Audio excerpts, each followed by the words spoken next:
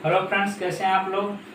आज हम आप लोगों के बीच एक नया लेसन लेकर के आए हैं। जैसा कि यहाँ लिखा है फ्यूचर कॉन्टिन्यूअस टेंस। क्या फ्यूचर कॉन्टिन्यूअस टेंस। तो आज के लेसन में हम इसी के विषय में अध्ययन करेंगे। आइए सबसे पहले देखते हैं फ्यूचर कॉन्टिन्यूअस टेंस का क्या पहचान होता है, इसके बाद किस तरीके से फ्यूचर कॉन्टिन्यूअस टेंस के सेंटेंस को ट्रांसलेट करते हैं।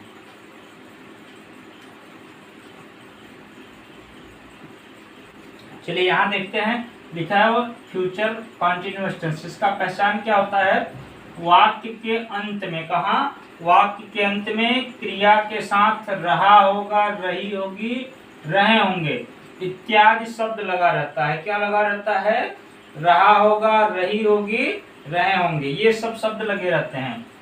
तो उसे क्या कहते हैं, फ्यूचर कॉन्टिन्यूअस टेंस कहते हैं। अब फ्यूचर कॉन्टिन्यूअस टेंस को कैसे ट्रांसलेट किया जाता है उसको देखते हैं। सबसे पहले सब्जेक्ट लिखा जाएगा।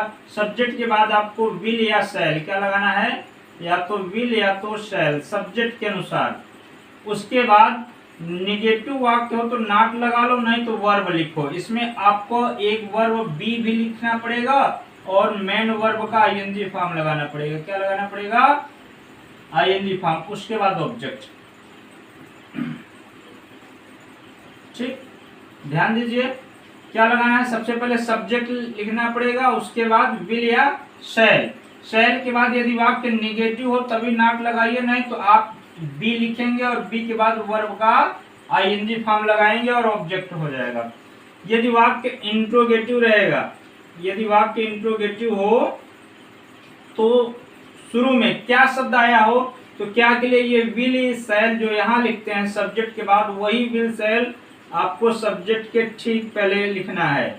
विल या शैल कहाँ लिखना है, सब्जेक्ट के ठीक पहले। कोई प्रश्नवाचक शब्द वाक्य के बीच में आए, यानी हिंदी का जो वाक्य होता है यदि उसमें कोई प्रश्नवाचक शब्द वाक्य के बीच में आता है तो भी विल या शैल को यहीं लिखो और उस प्रश्नवाचक शब्द को सबसे पहले लिखा जाता है। इस ढंग से फ्यूचर कॉन्टिन्यूअस के जो टेंस के सेंटेंस होते हैं बनाए जाते हैं।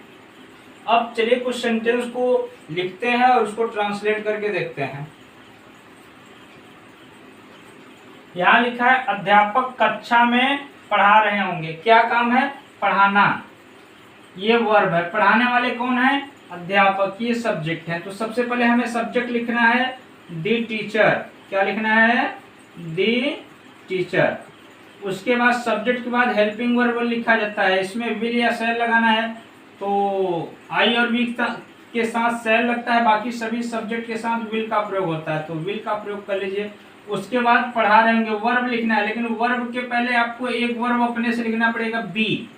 हर एक वाक्य में वर्ब के मेन वर्ब के ठीक पहले बी को भी लिखना है।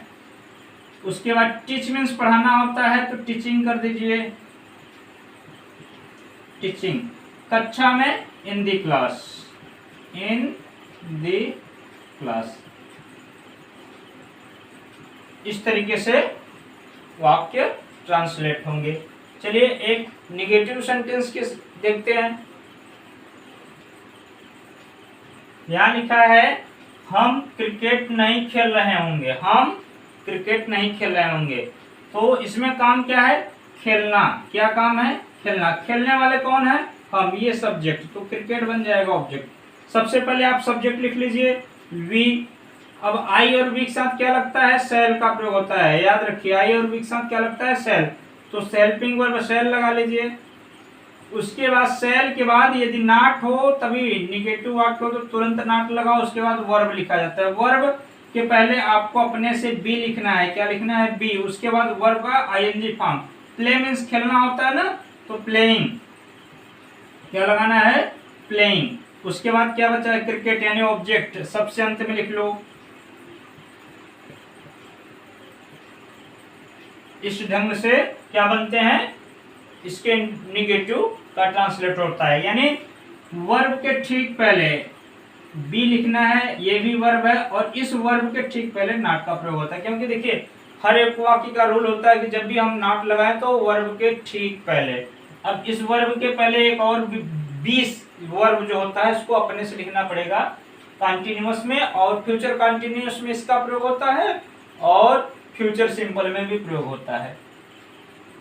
चलिए इसके आगे कुछ इंट्रोगेटिव के सेंटेंस को भी ट्रांसलेट करके देखते हैं। यहाँ लिखा है क्या लड़के पाठ याद कर रहे होंगे, क्या लड़के पाठ याद कर रहे होंगे। इसमें काम क्या है, याद करना। क्या काम है, याद करना। ये याद करने का काम किसका है, लड़कों का। ये सब्जेक्ट है, तो वर्ब याद करना और पाठ शब्द क्या हो जाएगा, ऑब्जेक्ट है। तो सबसे पहले आप सब्जेक्ट लिख लीजिए दी बॉयज। क्या लिखेंगे, दी बॉयज। लेकिन ध्यान दीजिए सब्जेक्ट के पहले क्या आया है, तो जब भी सब्जेक्ट के पहले क्या शब्द आया तो उसके लिए हेल्पिंग वर्ब विल या शैल। तो दी बॉयज के अनुसार तो क्या प्रयोग होना चाहिए, विल।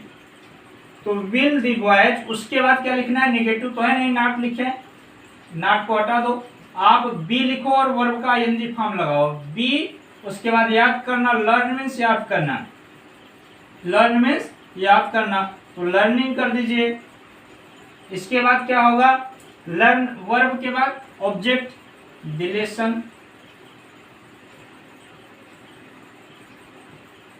अंत में क्वेश्चन मार्क्स लगा लीजिए। एक और सेंटेंस देखते हैं, चपरासी घंटी कब बजा रहा होगा। इसमें क्या काम है, बजाने का, बजा रहा होगा ये काम है। बजाने का काम किसका है, चपरासी का, ये सब्जेक्ट हुआ। तो ये घंटी क्या होगी, ऑब्जेक्ट हो गए। सबसे पहले आप सब्जेक्ट लिखिए दी प्यून। क्या लिखेंगे, दी प्यून। अब सब्जेक्ट के ठीक पहले आपको क्या लगाना है, हेल्पिंग वर्ब, क्योंकि यहाँ ये इंट्रोगेटिव है। कब से प्रश्न पूछ लिया, इस प्रश्नवाचक शब्द को सबसे पहले लिखेंगे क्या, व्हेन। व्हेन मीन्स कब। अब यहाँ लिखा है ना WH को सबसे पहले लिखते हैं। अब इनके सब्जेक्ट और WH के बीच में आपको हेल्पिंग वर्ब लगाना है, क्या, दी प्यून के अनुसार विल। क्या लगाएंगे, will. When will the peon. आगे क्या लिखना है, वर्ब लिखना है। पहले बी लिख लो, क्या लिखेंगे, बी। वो हर एक वर्ब के ठीक पहले आपको बी लिखना पड़ेगा, बी। उसके बाद बजाना, रिंग मीन्स बजाना होता है। रिंग मीन्स क्या होता है, बजाना। इसमें आईएनजी जोड़ दीजिए क्योंकि रिंगिंग, इसमें आईएनजी फॉर्म लगता है। अंत में ऑब्जेक्ट लिखा जाता है, ऑब्जेक्ट है घंटी यानी दी बेल। बेल मीन्स घंटी। इस तरीके से फ्यूचर कॉन्टिन्यूअस के जो सेंटेंस होते हैं ट्रांसलेट किए जाते हैं। पहचान हमने आपके सामने रख दिया है। और अधिक जानकारी के लिए आप क्या करेंगे, नीचे डिस्क्रिप्शन में मैं लिख दे रहा हूं, उसमें अधिक से अधिक सेंटेंस को ट्रांसलेट करके दिया जाएगा। आप उसको देखिए, अच्छे से पढ़िए। ये डिस्क्रिप्शन क्या होता है अक्सर करके मैं वीडियो में बता देता हूँ, ठीक है। जो बच्चे नहीं जानते ध्यान दीजिए। डिस्क्रिप्शन यहाँ देखिए, जहाँ आपका वीडियो चला है ठीक उसी के नीचे देखिए इस साइड में इस आकार का कुछ सिंबल दिखाई दे रहा है आपको, ठीक ना, वी आकार का।